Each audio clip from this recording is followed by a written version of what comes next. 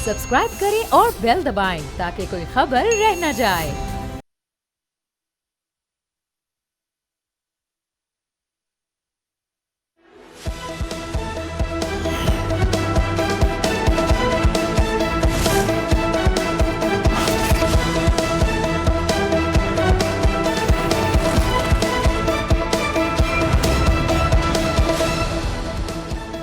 अस्सलाम वालेकुम। प्रोग्राम में खुश आमदीद। मैं हूँ अफसा कोमल। मशरक़ वस्ता की जंग तीसरे हफ्ते में दाखिल हो गई है और आज इस हवाले से एक बड़ी खबर सामने आई है। इसराइली फ़ज़ाइया ने गुज़िश्ता रात से तेहरान में कई मकामात पर हमले किए जिनमें ईरान की कौमी सलामती काउंसिल के सेक्रेटरी अली लारेजानी को निशाना बनाने का दावा किया गया है। ईरान ने अभी तक इसकी तस्दीक नहीं की, लेकिन कुछ ईरानी ओहदेदारों ने अली लारेजानी की शहादत की तस्दीक कर दी है, जो कि मौजूदा हालात में ईरान के लिए एक बड़ा धचका है, क्योंकि जंग के दौरान अली लारेजानी को ईरान का डिफेक्टो लीडर समझा जा रहा था और तमाम अहम फैसले उन्हीं के हाथ में थे। अहम ईरानी लीडर की शहादत के बाद अब ये सवाल उठ रहा है कि क्या अब ईरान मुज़ाकरात की तरफ जाएगा या फिर कशीदगी मज़ीद बढ़ेगी, क्योंकि अमेरिका और ईरान के दरमियान बैकडोर चैनल्स मुतहर्रिक होने की खबरें भी सामने आ रही हैं। अमेरिकी न्यूज़ वेबसाइट एक्सियस के मुताबिक अमेरिकी नुमाइंदा खुसूसी स्टीव विटकॉफ और ईरानी वज़ीर ख़ारजा अब्बास अराग़ची के दरमियान बराह रास्त रब्ता हुआ, जिसका मकसद कशीदगी को कम करना था, मगर ईरानी वज़ीर ख़ारजा ने इस खबर को मुस्तरद कर दिया। अब्बास अराग़ची के मुताबिक उनका स्टीव विटकॉफ से आखिरी मरतबा रब्ता जंग से पहले हुआ था। ईरानी सुप्रीम लीडर ने मुज़ाकरात की तजावीज़ को मुस्तरद कर दिया है और सीनियर ईरानी ओहदेदार के मुताबिक खारजा पॉलिसी इजलास के दौरान नए ईरानी सुप्रीम लीडर ने कशीदगी कम करने से मुतालिक 2 सालिस ममालिक की तजावीज़ को मुस्तरद कर दिया। मुश्तबा खामनाई ने कहा कि ये वक्त अमन का नहीं है, अमरीका और इसराइल को शिकस्त देना होगी। अब नाजरीन, ये जो बढ़ती हुई कशीदगी है और आबनाए हुर्मुज़ की बंदिश है, इससे तवानाई बहरान शिद्दत इख्तियार करता जा रहा है, जिससे आलमी मईशत बुरी तरह से मुतासिर हो रही है।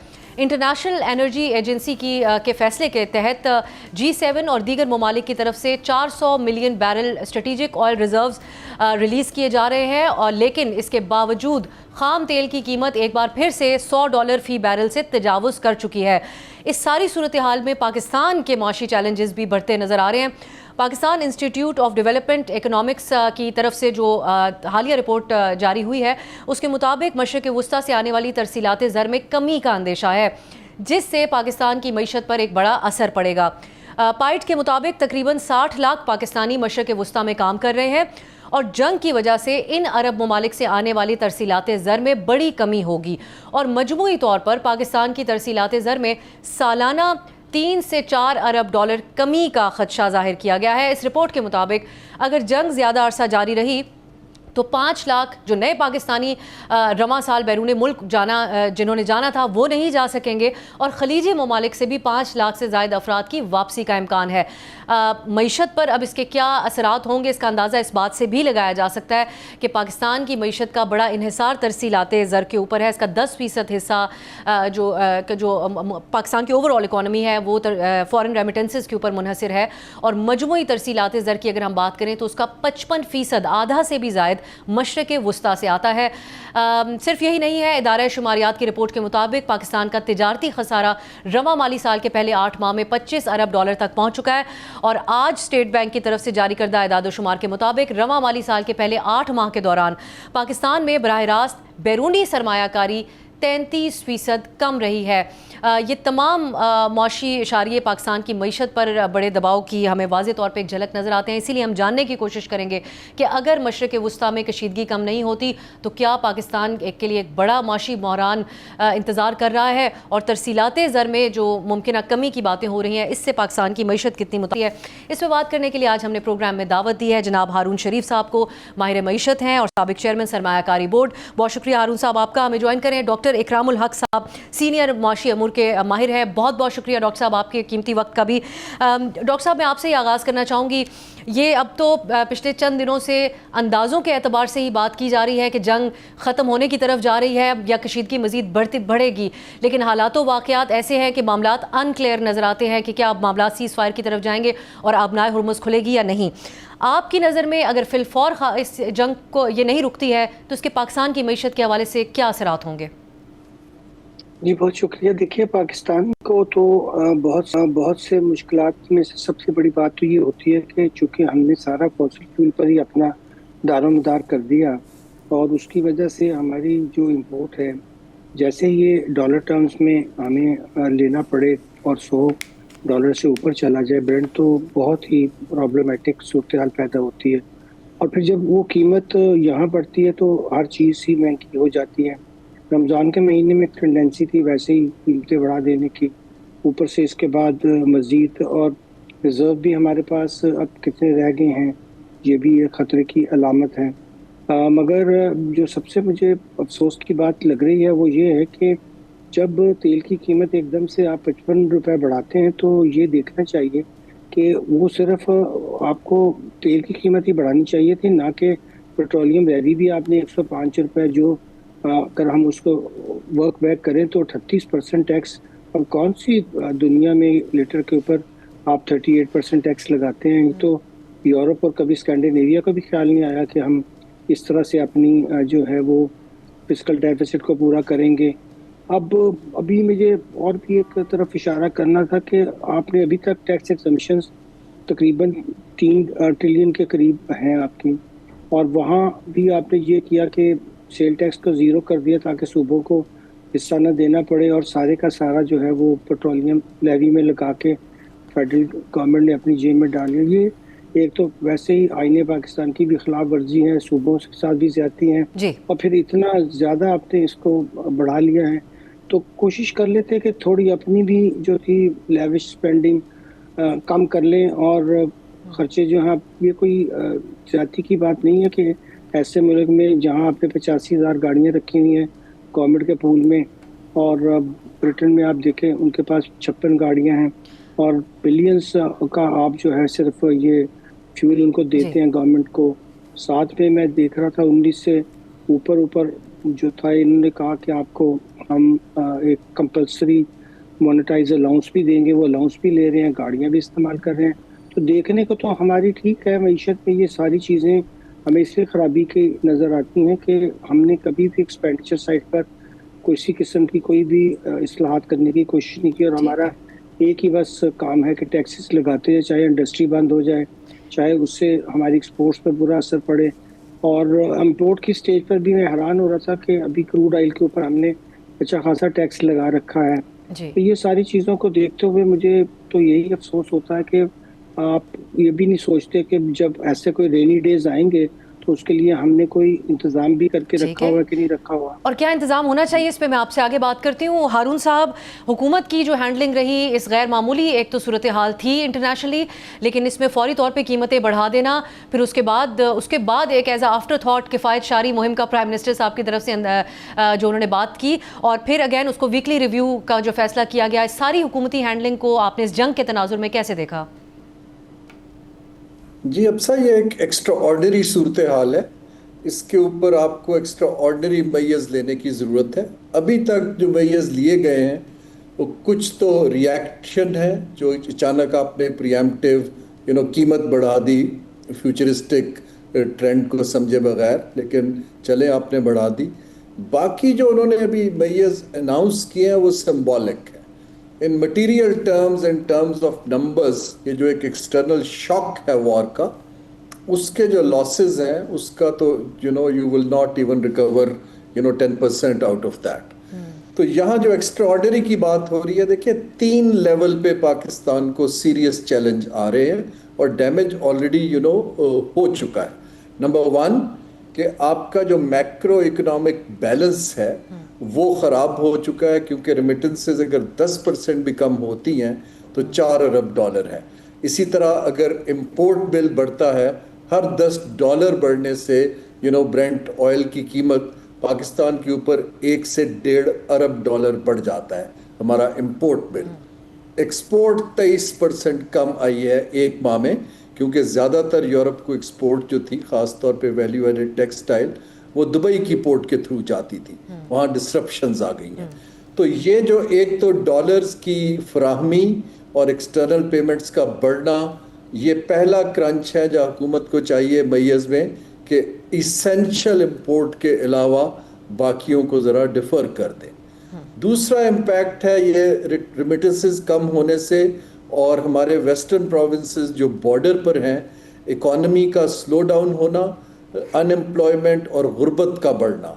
उसके लिए हमें चाहिए कि अपने जो मेगा प्रोजेक्ट्स हैं, इंफ्रास्ट्रक्चर है, पुल बना रहे हैं, सड़कें हैं, बिल्डिंग्स हैं, उनको इमीडिएटली बंद कर दिया जाए और डिफर कर दिया जाए और एक पूल बनाया जाए कंटिजेंसी फंड का कि वो इमरजेंसी के लिए जहां आपने सब्सिडी देनी है, हेल्प करनी है अगले 6-8 माह, उसको इस्तेमाल किया जाए। तीसरा जो इसका इम्पैक्ट है वो एक इन्वेस्टर कॉन्फिडेंस का है कि खित्ते में, पूरे खित्ते में जब इन्वेस्टर का कॉन्फिडेंस शेक होता है तो फिर पैसा निकलना शुरू होता है। अनफॉर्चुनेटली ज़्यादा बाहर जाने की डेस्टिनेशंस भी नहीं है। पाकिस्तान से मिडल ईस्ट जाता था, वो तो अब रुक जाएगा। और फाइनली जो है इन्फ्लेशन, जब इन्फ्लेशन डबल डिजिट पे जाती दिखाई दे रही है, उससे शरह सूद बढ़ेगी, तो I see a significant decrease in Pakistan GDP growth and social and development indicators direct hit हो गए हैं। लेकिन मुझे एक्स्ट्रा ऑर्डिनरी स्टेप्स अभी तक कुछ दिखाई नहीं दे रहे। बिल्कुल। अब फिर मैं चाहूँगी कि आगे फिर आप कुछ सजेशंस जो शॉर्ट टर्म के लिए हो, इन सबसे वल्नरेबल जो पाकिस्तान में लोग हैं, ख़तरे गुर्बत से हैं, उनके लिए क्या किया जा सकता है। नाज़रीन, एक ब्रेक की तरफ जाते हैं, फिर हम बात करेंगे उन 60 लाख पाकिस्तानियों की जो मिडिल ईस्ट में रहते हैं, मशरिक़ वुस्ता में, और ज़्यादातर उनसे मजदूरी से मुंसलिक हैं। उनकी अपने हालात के ऊपर इसका क्या असर पड़ेगा और उनके ज़रिए जो फ़ॉरेन रेमिटेंसेस पाकिस्तान आते हैं उससे पाकिस्तान की मईशत पर क्या असर होगा। एक शॉर्ट ब्रेक के बाद इस पर बात होगी।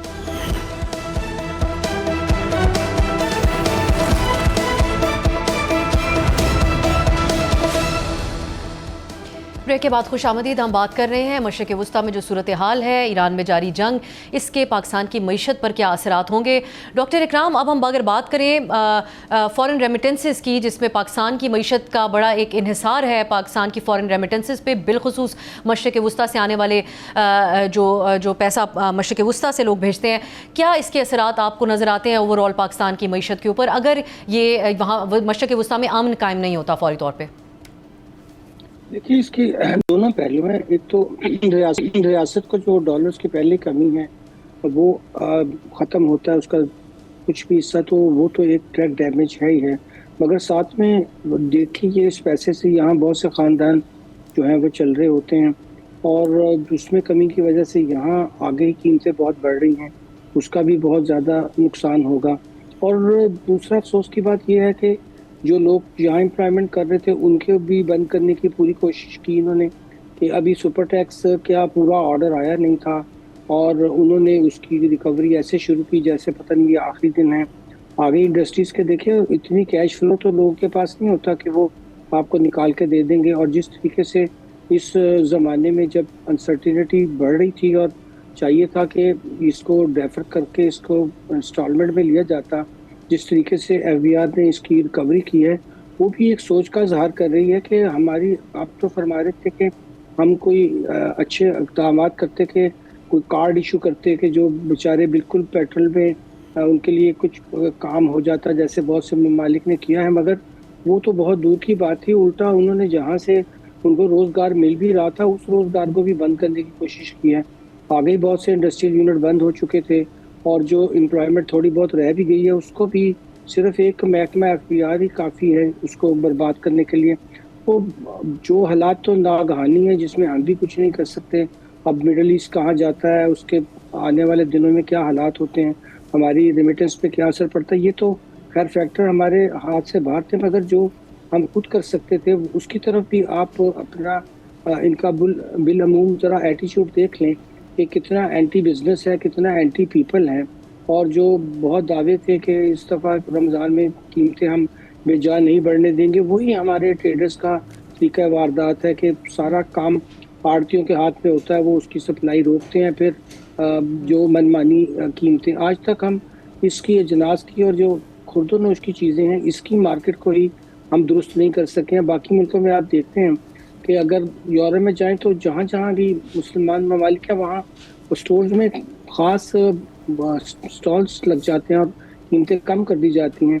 और यहाँ बिल्कुल हम उल्टा इसका करते हैं और जो बड़े बड़े दावे और नई इसके लिए महकमे खोले जा रहे हैं मैं हैरान होता हूँ, पंजाब में 4 नए महकमे बना दिए गए हैं सिर्फ प्राइस को कंट्रोल करने के लिए। जितने ज्यादा महकमे बन रहे हैं उस कदर ही प्राइसेस हाथ से निकलती जा रही हैं। तो यहाँ हमें ये भी देखना है कि ये जो इतने खानदान इसके लिए सफर करेंगे, उसके साथ जो हालात पैदा होंगे मुल्क के अंदर आने वाले दिनों में, खुदा ना खास्ता उसका क्या बनेगा। हम तो सब यही दुआ करते हैं कि जंग जितनी जल्दी खत्म हो जाए अच्छा है, क्योंकि पूरी दुनिया की सप्लाई चेन इस वक्त खतरे में है। और यही नहीं सिर्फ के ऑयल का मसला है, जो और बहुत सी एसेंशियल चीज़ें, हमें तो वैसे ही हर चीज़ के लिए इम्पोर्टेड चीज़ों पे इन्हिसार है। इवन एक्सपोर्ट करने के लिए भी 50% हमारा रॉ मटेरियल जो है वो इंपोर्ट से आ रहा होता है। अब वो अगर महंगा भी होता है और दस्तयाब भी नहीं होता तो हमारी एक्सपोर्ट के ऊपर इसका कितना बुरा असर पड़ेगा। हारून साहब, मैं आपसे बैरूनी सरमायाकारी में जो कमी हुई है उस पर भी बात करूंगी, लेकिन इस पे आप अपना पॉइंट ऐड कीजिएगा।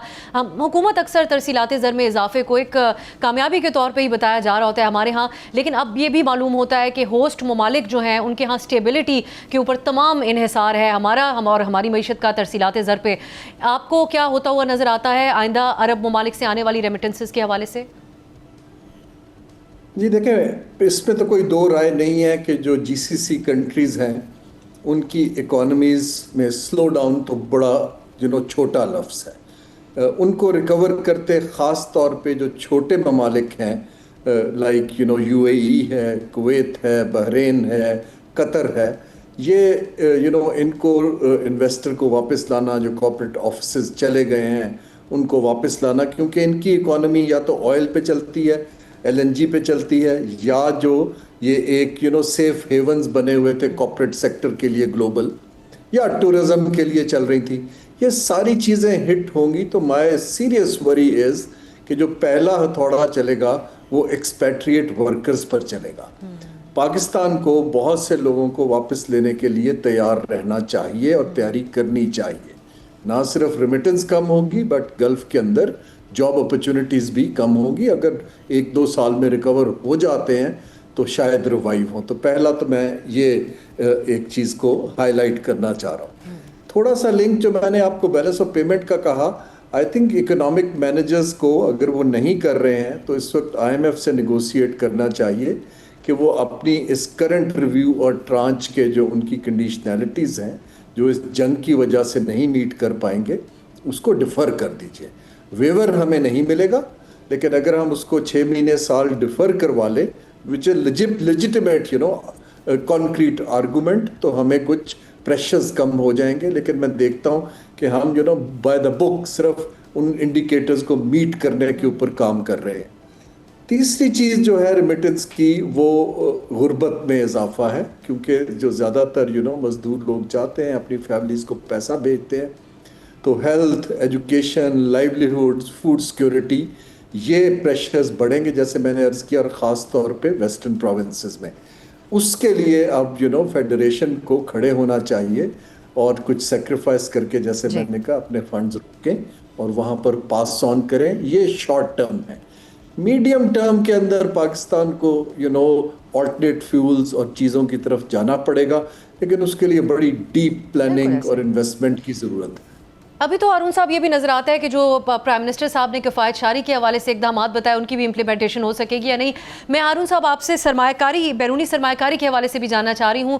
जो एदाद शुमार स्टेट बैंक के आए हैं सामने, ये आपके लिए सरप्राइजिंग हैं क्योंकि हमने गैर मामूली इक़दामात किए फ़ॉरेन इन्वेस्टमेंट पाकिस्तान में लाने के लिए, उसके बाद 33% कमी आना फ़ॉरेन इन्वेस्टमेंट में, इसको आप कैसे देख रहे हैं?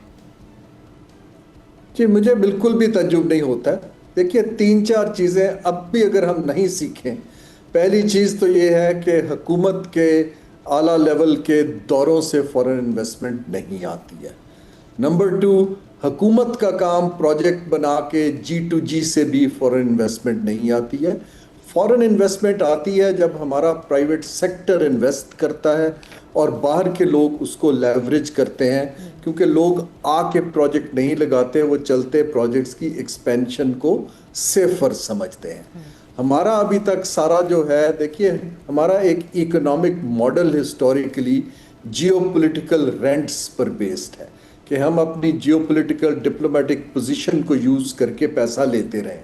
अब दुनिया बदल गई है, लेकिन हमारा ओल्ड स्कूल माइंडसेट जो है मैनेजमेंट का वो नहीं बदला। हम अभी भी समझते हैं कि एक दौरा करेंगे और चेक लिखा जाएगा। God knows hundreds of MOUs में खुद भी साइन करता था। अभी जो सूरत हाल है, जो अभी नहीं आ रही है, उसको अभी एक अपॉर्चुनिटी भी निकल सकती है इस वॉर से कि पाकिस्तान जो है रीजनली कनेक्टेड है, पाकिस्तान रिलेटिवली लेस अफेक्टेड है। Can we attract some people, लेकिन कहाँ? प्राइवेट सेक्टर को सामने लाना पड़ेगा, चाहे SIFC हो, चाहे बोर्ड ऑफ इन्वेस्टमेंट हो, चाहे हुकूमत हो। आप जरा बैक फुट पे जाएं। अभी पिछले दिनों एक मुल्क की इन्वेस्टमेंट बूट हुआ यहाँ पे, मुझे उन्होंने बुला लिया, मैं ज़बरदस्ती गया सुनने, तो वहाँ पहली सफ़ों पे सब हुकूमत के वजीर बैठे हुए थे। सो मैंने लाइटर मोड में उनसे कहा कि जी इन्वेस्टर किधर है, उस बेचारे को बैक बेंचर पे बिठाया हुआ है। सो प्राइवेट इन्वेस्टर को कहें कि प्रोजेक्ट बनाए और हमें उनको फैसिलिटेट करेंगे तो दोबारा से कोई सिमत बनेगी। ये खाली दौरों से, बातचीत से, तस्वीरों से और अनाउंसमेंट से नंबर्स जो हैं दे डिफाई। जो हमारी investment to GDP ratio unfortunately all time low. इस मुल्क के अंदर ग्रोथ पहले ही लो है, पॉपुलेशन हाई है। We desperately need local investors to come forward to leverage the foreign investment. बहुत बहुत शुक्रिया हारून शरीफ साहब और डॉक्टर इकराम हमारे साथ थे। हमने तफसीली तौर पे उनसे बात की। पाकिस्तान की मईशत को इस वक्त जो जारी चैलेंजेस हैं उनके हवाले से एक ब्रेक की तरफ जाते हैं। पाकिस्तान और अफगानिस्तान के दरमियान कशीदगी बरकरार है। पाकिस्तान की तरफ से फ़ज़ाई हमले किए गए हैं क्रॉस बॉर्डर। इस हवाले से अफगान तालिबान के रजीम ने संगीन इल्ज़ामात लगाए हैं जिनको पाकिस्तान ने सख्ती से मुस्तरद कर दिया है। इस पर हम बात करेंगे। हमारे साथ सीनियर सहाफ़ी कामरान यूसुफ होंगे एक शॉर्ट ब्रेक के बाद।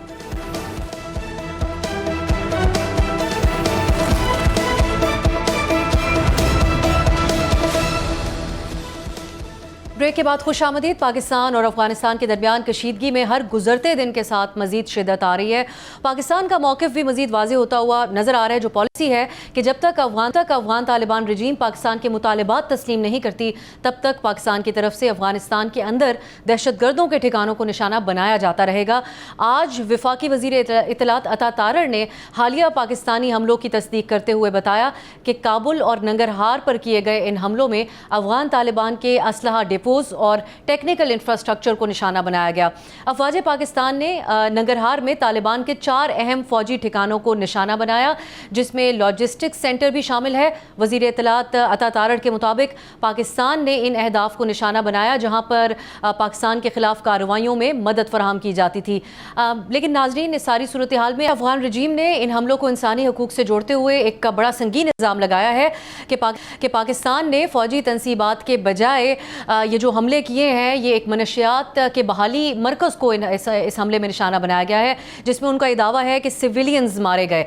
पाकिस्तान ने इन दावों को बेबुनियाद और मन घड़त करार दिया है। जो इस वक्त वीडियो भी आप अपने टेलीविजन स्क्रीन पर देख रहे हैं, ये पाकिस्तानी सरकारी ज़राए से जारी की गई है, जिसमें हमले के मकाम को वाज़े किया गया है। वफाकी वज़ीर इत्तलात अता तारड़ ने कहा कि पाकिस्तान सिर्फ अस्करी और अफगान तालिबान रजीम के उस बुनियादी ढांचे को निशाना बना रहा है जो पाकिस्तान के अंदर दहशतगर्द हमलों में की मनसूबाबंदी, सहूलतकारी और पनाहगाह और तरबियत या हौसला अफजाई के लिए बराह रास्त या फिर बिलवास्ता तौर पर इस्तेमाल हो रहे हैं। पाकिस्तान की वजारत इत्तलात व नशरियात के फैक्ट चेक ने यह सवाल उठाया है कि अफगान तालिबान के सरकारी सोशल मीडिया हैंडल ने अपने दावे पर मबनी वीडियो को डिलीट क्यों किया है। अफगान सोशल मीडिया पोस्ट में यह दावा किया गया था कि मनशियात की बहाली सेंटर को निशाना बनाया गया, मगर फिर हम ये देखा गया कि इस पोस्ट को डिलीट कर दिया गया। आलमी मीडिया भी इन हमलों के ऊपर बात कर रहा है, मगर अभी तक अफगान तालिबान रजीम के दावों की किसी आज़ाद सोर्स से तस्दीक नहीं हो सकी है। नाजरीन, जंग बॉर्डर के दोनों अतराफ आम शहरियों के लिए कोई खैर की खबर तो नहीं लेकर आती है, लेकिन अफगान तालिबान की तरफ से ये जो बड़ा संगीन इल्ज़ाम लगाया गया है और पाकिस्तान की तरफ से इसकी सख्त अल्फाज में तरदीद की गई है, ये मिस इन्फॉर्मेशन के हवाले का कितना बड़ा एक मामला बन चुका है, इस हवाले से हम प्रोग्राम में बात करेंगे।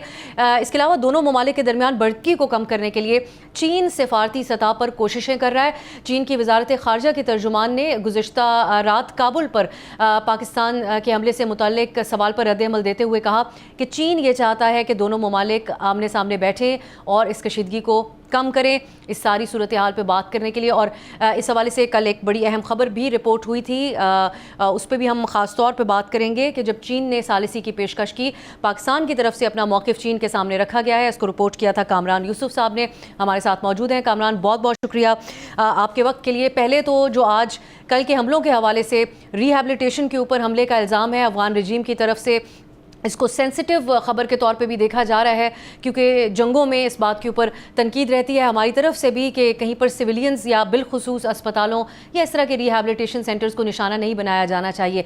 पाकिस्तान ने सख्त अल्फाज में इसको फेक न्यूज़ और मन घड़त खबरें करार दिया है। इसकी कोई आज़ादाना तस्दीक भी है? आपकी खबर क्या कहती है इस हवाले से? देखें, कोई आज़ादाना तो बिल्कुल इसकी वेरिफिकेशन नहीं है। जो भी तफसीलात आ रही हैं वो अफगान तालिबान की जो हुकूमत है वो दावा कर रही है। BBC, जितने बड़े जो इंटरनेशनल वेस्टर्न मीडिया है जो रिपोर्ट कर रहे हैं, वो तमाम के तमाम एट्रीब्यूट कर रहे हैं अफगान तालिबान के तर्जुमान को और उनके ऑफिशल्स को। और जो सबसे इसमें इम्पोर्टेंट बात है, ऑब्वियसली ये एक, जैसे आपने कहा कि हसास मामला है, क्योंकि मुझे खुद भी इतना एक्सपीरियंस है दहशतगर्दी के खिलाफ जंग कवर करने में, रिपोर्टिंग करने में, और मेरा अपना एक्सपीरियंस भी ये बताता है कि जब कैजुअलिटीज या फर्टेलिटीज होती हैं, इवन 10, 12, 15 लोग भी हों, तो वो एक बहुत बड़ा नंबर, आप एक बहुत वहशत होती है। और ये 400 का नंबर है, ज़ाहिर है कि अभी तक हमारे पास तफसीलात तो सामने नहीं आई। ये इतना बड़ा नंबर है कि आप इसको बिल्कुल छुपा नहीं सकते। जो मेरे लिए अभी तक ताज्जुब की बात है कि इस तरह की कोई वीडियो, कोई इमेज अभी तक उस तरह से सामने नहीं आया, क्योंकि इमीडिएटली एक तो जो साइट होती है आप उसको देखते हैं, फिर हॉस्पिटल्स में जाते हैं, तो अभी तक तो मुझे कोई इस तरह का मंजरनामा नजर नहीं आया। वहां पर कुछ जो अफगान सहाफ़ी हैं वो ये दावा कर रहे हैं कि उन्होंने हॉस्पिटल ज़राए से कह रहे हैं कि एक हॉस्पिटल में उन्होंने 100 जो बॉडीज हैं उनको काउंट किया है, बट अगेन उसका कोई डॉक्यूमेंट्री एविडेंस नहीं है, कोई विजुअल नहीं है, कोई इमेज नहीं है। अब ये जो आम तौर पर होता ये है कि जब इस तरह के हालात के अंदर, और ख़ास करके अफगान तालिबान और अब क्योंकि पाकिस्तान उनको एक दहशतगर्द ग्रोह ही समझता है, तो इनके साथ जो आप एक जंग लड़ रहे होते हैं वो नैरेटिव की जंग भी होती है। तो और सबसे इम्पोर्टेंट बात है कि ये एक बिल्कुल लेजिटिमेट कंसर्न भी है कि अफगान तालिबान की हुकूमत अदरवाइज वहां पर कितना आज़ाद है मीडिया, कितना उनको वो एक्सेस देते हैं। तो इसके बारे में भी बहुत से सवालात हो रहे हैं। पाकिस्तान का जो अपनी तरफ मौक़िफ़ है, अगर आप देखें, वो ये कह रहे हैं, क्योंकि कुछ अगर आप इंटरनेशनल मीडिया को भी देखें, जिस जगह को पाकिस्तान ने हिट किया है, एक बात तो उसकी तस्दीक हुई है, वो अमेरिकन मीडिया भी रिपोर्ट कर रहा है, बाकी मीडिया भी रिपोर्ट कर रहा है कि वो जो जगह थी, जो पाकिस्तान भी कह रहा है, वो अमेरिका या जो नेटो जब यहाँ पर मौजूद था उनका एक बेस था जिसे कैंप फीनिक्स कहते थे। अब ये बात, इस बात की तो तस्दीक हो गई है, लेकिन अफगान तालिबान का ये दावा है कि उसको बाद में हमने कन्वर्ट कर दिया था, एक रीहैब सेंटर बना दिया था। पाकिस्तान का ये भी कहना है कि वो कोई एक बिल्डिंग नहीं है, एक मल्टी स्टोरी बिल्डिंग है, वहां पर बहुत ज्यादा और भी कंपाउंड्स हैं। तो ये हो सकता है, मुमकिन हो कि पाकिस्तान ने जिस एरिया को टारगेट किया उसका कुछ इम्पैक्ट जिस जगह पे आया हो, बट अगेन ये चीजें ऑब्वियसली हम अब इधर बैठकर कुछ कह नहीं सकते। अफगानिस्तान में भी बिल्कुल कंट्रोल्ड मीडिया है और वही खबर देंगे जो उनको सूट करती है, तो ये भी देखने वाली बात। यही कामरान, जो पहले पाकिस्तान ने हमले किए उसमें भी आपको फ्लो इन्फॉर्मेशन या एक्सेस टू इन्फॉर्मेशन के हवाले से यही रुझान नजर आया अफगानिस्तान में, या फिर उस वक्त जो इन्फॉर्मेशन आ रही थी उसको वेरीफाई किया जा रहा था और इस बार थोड़ी मुख्तलिफ सूरत हाल है? इसमें एक जो इम्पोर्टेंट चीज़ है, देखें, कल जो पाकिस्तान ने हमले किए, आपने खुद भी ओपनिंग में बताया कि कुछ 9 मुख्तलिफ मकामात हैं उन पर हमले किए। और अगर आप इंटरेस्टिंगली देखें कि इस एक मकाम के ऊपर जो भी वहां पर डेवलपमेंट हुई है उसका तो वहां पे रिपोर्ट हो रहा है, अफगान तालिबान उसको कह रहे हैं। बाकी जो 8 मकामात हैं उसके हवाले से कोई कहीं खबर नहीं है, कोई वीडियो फुटेज नहीं है, कहीं और से कोई पता नहीं है। इनफैक्ट वहां पर जो लोकल कुछ जर्नलिस्ट हैं, जो कुछ खबरें आ रही हैं कि वहां पर बड़ी रिस्ट्रिक्शन है। अफगान तालिबान ने खास करके कहा है कि जो मिलिट्री कैजुअलिटीज होती हैं, जो मिलिट्री तनसीबात को पाकिस्तानी हमलों में नुकसानात हो रहे हैं, उसका जिक्र नहीं करना। फिर इसके अंदर एक और जो सर्कमस्टांशियल एविडेंस है, आमतौर पर जाहिर है कि मैं कोई एक्सपर्ट नहीं हूं, बट ओवरऑल अगर आप देखें, कोई रॉकेट साइंस नहीं है, जब भी कुछ स्ट्राइक्स वगैरह होते हैं तो आमतौर पर इस तरीके से जो बिल्डिंग्स हैं उस तरह आग नहीं लगती। अब पाकिस्तानी हुकाम का ये कहना है कि ये इस बात का सबूत है कि वहां पर जिसको ये रीहैब सेंटर कह रहे हैं या उसके करीब, वहां पर असले का जखीरा था, वो डिपो था जिसको पाकिस्तान ने निशाना बनाया। जब पाकिस्तान ने उसको हिट किया तो जो सेकेंडरी एक्सप्लोजन है वो हुए हैं, जिसके नतीजे में पूरी जो बिल्डिंग है वो आग की लपेट में आ गई। तो इसमें बहुत से ऐसे जो मामलात हैं वो देखने के लायक हैं। बट इसमें सबसे जो इम्पोर्टेंट बात है, आई थिंक, क्योंकि आमतौर पर होता ही है कि इस तरह के वाकयात में जो असल इशू है वो तो पीछे रह जाता है। असल जो इशू है कि ये मामला यहाँ तक पहुंचा क्यों है, उसकी वजह ये है कि जब से अफगान तालिबान दोबारा इक़्तिदार में आए हैं उस वक्त से पाकिस्तान में दहशतगर्दी के वाकयात में इजाफा हुआ। पाकिस्तान ने हर हरबा अपना लिया, उनके साथ बातचीत की, कॉमन फ्रेंड्स को मिलाकर उनको समझाने की कोशिश की, लेकिन कोई फर्क नहीं पड़ा। और इस अरसे के दौरान खुद 4000 जो पाकिस्तानी हैं, उसमें सिविलियंस भी शामिल हैं, सिक्योरिटी के एहलकार भी हैं, पुलिस वाले भी हैं, फौजी जवान और ऑफिसर्स शामिल हैं, जो शहीद हुए हैं। तो सम टाइम जब इस तरह का इंसिडेंट होता है तो जो पाकिस्तान को नुकसानात हुए हैं, उसमें सिविलियंस भी मारे गए हैं, उसमें शहीद हुए हैं, उसका कहीं कोई जिक्र नहीं होता। तो यहाँ पर आई थिंक अफगान तालिबान कहीं ना कहीं आप कह लें कि जो नैरेटिव वो फैलाने की कोशिश कर रहे हैं, किसी हद तक वो कामयाब हो रहे हैं। कामरान, आपको पाकिस्तान की तरफ इस तमाम कशीदगी के दौरान एक ये सोच भी नज़र आती है कि क्रॉस बॉर्डर कार्रवाइयाँ बड़े पैमाने पर पाकिस्तान की और अफगानिस्तान के ताल्लुकात की तारीख में इस किस्म के नहीं क्रॉस बॉर्डर कार्रवाइयाँ की गई, लेकिन इसके अंदर एक ये सोच भी है कि जो अफगान अवाम है उनके हवाले से हमारा एक रवैया मुख्तलिफ है, लेकिन वहाँ बैठी हुई जो अफगान तालिबान की रजीम है, जिससे वहाँ के अवाम खुद भी जो है वो तंग हैं, उनके साथ है पाकिस्तान की ये जंग इस वक्त, आम आदमी के साथ, आम अफगान शहरी के साथ नहीं है। जी बिल्कुल, पाकिस्तान की जो पॉलिसी है वो बहुत वाज़ेह है कि जो हम ये लड़ाई लड़ रहे हैं, बल्कि उसको नाम देते हैं कि ये इंसदाद दहशतगर्दी के खिलाफ ऑपरेशन है जो दहशतगर्द ग्रोह हैं, जो उनके मास्टरमाइंड्स हैं, जो उनके फैसिलिटेटर्स हैं। रही बात आम आवाम की या अफगानिस्तान की, पाकिस्तान का उनसे कोई झगड़ा नहीं है, उनसे कोई लेना देना नहीं है। और वजह अब इसमें यह है, और ऐसा नहीं है कि अफगानिस्तान में जो अफगान तालिबान को लोग सारे सपोर्ट करते हैं। प्रॉब्लम यह है कि क्योंकि वो रजीम है और वहाँ पर वो काबिज हैं और बंदूक के जोर पर हुकूमत कर रहे हैं, और अगर कोई मुखालफत करना चाहता है भी तो मुखालफत वो अफोर्ड कर नहीं सकता। लेकिन कुछ आवाज़ें इधर उधर से बिल्कुल आती रहती हैं कि ये जो पाकिस्तान अगर मजबूर हुआ है ये कार्रवाइयां करने में, इसकी जो असल वजह है, सो सबसे बड़ी वजह ये अफगान तालिबान की हरदर्मी है। अगर अफगान तालिबान जब अगस्त 2021 में इक़्तिदार में आए थे अपने रवैये में तब्दीली लाते और इन दहशतगर्दों को अपने यहाँ पनाह ना देते तो आज शायद पाकिस्तान को इस तरह के इकदाम करने की जरूरत ना पड़ती। तो अफगान तालिबान की जो पॉलिसी है वो ना सिर्फ पाकिस्तान को नुकसान पहुंचा ही रही है, लेकिन सबसे ज्यादा वो नुकसान अफगानिस्तान और अफगानिस्तान के अवाम को पहुंचा रही है। कामरान, आखिर में जैसा कि आपकी अपनी खबर थी और अब चीन से भी इस हवाले से जब सवाल पूछा गया तो ये इस बात के ऊपर चीन का जोर है कि दोनों मुल्कों के दरमियान सालसी का किरदार वो अदा करने को तैयार है, इनको मुज़ाकरात की मेज़ पे बैठना चाहिए। इससे पहले नाकाम अदवार जो मुज़ाकरात के रहे, आपको क्या सेंस नज़र आती है कि इसका कोई इम्कान है कि चीन की सालसी में अब मुज़ाकरात हों, या पाकिस्तान ने जो मौक़िफ़ उनके सामने रखा उस हवाले से भी आपने रिपोर्ट किया, इस पर बात कीजिएगा। देखें, जो अदरवाइज इस वक्त आपको पता है कि ईरान, अमेरिका, इजराइल की भी जंग जारी है। जो अक्टूबर में दोनों मुल्कों के दरमियान कशीदगी हुई थी उसमें तो कई दूसरे मुल्क फौरन इंटरवीन किया था, कतर, सऊदी अरेबिया, तुर्की। लेकिन इस मरतबा क्योंकि मिडल ईस्ट के अंदर जंग हो रही है और सारा जो तवज्जो है उसके ऊपर, उस जंग के ऊपर, एंड सेकेंडली आई थिंक जो मुल्क पहले इन्वॉल्व थे दे ऑल्सो रियलाइज कि अफगान तालिबान को कन्विंस करना जो है शायद इम्पॉसिबल है। और इस मरतबा जब पाकिस्तान ने कार्रवाई की तो कहीं ना कहीं वो टेसिड अप्रूवल भी थी इन ममालिक की तरफ से कि ठीक है, पाकिस्तान अब हक रखता है क्योंकि पाकिस्तान ने मौका दिया। लेकिन चीन जो है इस सारी सूरत हाल के अंदर पिछले 8-10 दिनों के अंदर वो बड़ा एक्सटेंसिवली उसने कोशिश की है, अपने जो स्पेशल एनवॉय है उसको काबुल भेजा, इस्लामाबाद भी वो आए, फिर चीन के फॉरेन मिनिस्टर की पाकिस्तान और अफगान तालिबान के वज़ीर ख़ारजा से भी बात हुई। और उसमें चीन का जो मौक़िफ़ है, और हमेशा इससे पहले भी मौक़िफ़ रहा है कि अगर दोनों मुल्कों के दरमियान कोई इशूज़ हैं तो डिप्लोमेसी का रास्ता नहीं छोड़ना चाहिए। लेकिन जो पाकिस्तान ने मौक़िफ़ अपनाया, एक तो जो काबुल में गए थे चीन के स्पेशल एनवॉय और जब पाकिस्तान वापस आए तो जाहिर है कि पाकिस्तान ने उनसे असेसमेंट लेने की कोशिश की और शायद पाकिस्तान को ये तवक्को थी कि कोई नया ऐसा प्रपोजल में भी अफगान तालिबान चीन के एनवॉय के जरिए उन्हें देंगे। लेकिन जो पाकिस्तानी हुकाम की चीन के स्पेशल एनवॉय से बात हुई तो उसमें पाकिस्तान को तो यही अंदाजा हुआ कि अफगान तालिबान अपने पहले वाले मौक़िफ़ पर आज भी डटे हुए हैं। उन्होंने चीन के स्पेशल एनवॉय को यही बताया कि पाकिस्तान का असल मसला टीटीपी नहीं है। पाकिस्तान तो उन्होंने ये इल्ज़ाम लगाया कि अब रजीम चेंज करना चाहता है, पाकिस्तान किसी और के ऊपर ये करने की कोशिश कर रहा है, ये टीटीपी वाला मामला पाकिस्तान का अंदरूनी मामला है। तो फिर पाकिस्तान ने, जाहिर है कि चीन हमारा दरीना दोस्त मुल्क है, उसको हम नज़रअंदाज नहीं कर सकते, तो पाकिस्तान ने यह कहा कि मौजूदा सूरत हाल के अंदर जब अफगान तालिबान रत्ती बराबर अपने रवैये में तब्दीली नहीं करना चाहते तो वाज़ेह पैगाम ने पाकिस्तान ने दिया कि as long as Afghan Taliban का मौजूदा रवैया बरकरार रहता है तो पाकिस्तान जो मिलिट्री ऑपरेशन है वो भी जारी रखेगा टिल द टाइम पाकिस्तान जब तक अपने ऑब्जेक्टिव्स अचीव नहीं कर लेता। चीन मीनवाइल स्टिल अपनी कोशिश कर रहा है। 3 दिनों के अंदर आज तीसरी मरतबा चीन की वजारत खारजा के तर्जुमान ने स्टेटमेंट दिया और दोनों मुल्कों के ऊपर जोर दिया कि वो बातचीत के जरिए मामलात को हल करें। बहुत शुक्रिया कामरान यूसुफ आपके कीमती वक्त के लिए। सके काम रहे थे कि चीन की तरफ से एक बार फिर से जोर दिया गया है मुज़ाकरात के हवाले से। पाकिस्तान का मौक़िफ़ वाज़ेह है कि जब तक तालिबान का रवैया तब्दील नहीं होता और पाकिस्तान के मुतालबात को तस्लीम नहीं किया जाता, पाकिस्तान की तरफ से ये कार्रवाइयाँ जारी रहेंगी। आज के लिए इजाज़त दीजिए, खुदा हाफिज़।